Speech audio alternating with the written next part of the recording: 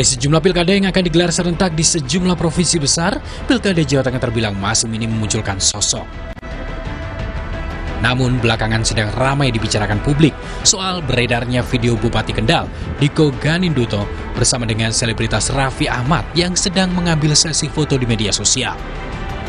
Kedua nama ini disebut-sebut akan masuk dalam bursa Pilgub Jawa Tengah 2024.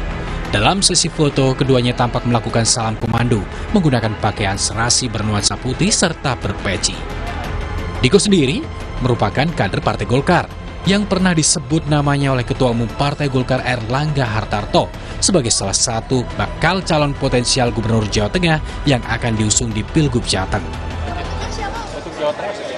Jawa Tengah belum, Jawa Timur Kofifah. Diko nggak di perhitungan Pak Jawa Tengah, Diko Ganinduto. Salah satu. Salah duanya nanti kita lihat. Erlangga, makasih ya.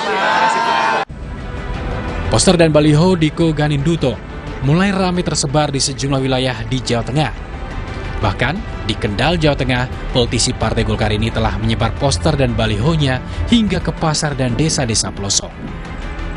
Poster dan baliho Diko juga tampak di Purworejo, Jawa Tengah. Dalam sepekan terakhir, baliho Diko ini tampak di jalan raya yang menghubungkan Purworejo dan kabupaten sekitar. Jalan raya Purworejo Magelang ini merupakan titik masuk menuju kota Purworejo. Demikian juga sejumlah baliho Diko yang muncul di jalan arteri menuju Kutoarjo. Desain dalam baliho-baliho Diko itu terlihat sama, yakni menampilkan foto Diko dan tulisan tagar Jateng lebih baik. Sebagai catatan, jika melihat pada jumlah daftar pemilih tetap atau DPT pada pelaksanaan pemilu 2024, Jawa Tengah memiliki 28.289.413 pemilih.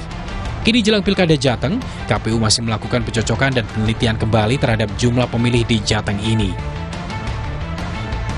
Jawa Tengah sebelumnya selalu dikenal sebagai kandang banteng, mengingat kuatnya masa PDI Perjuangan di provinsi ini.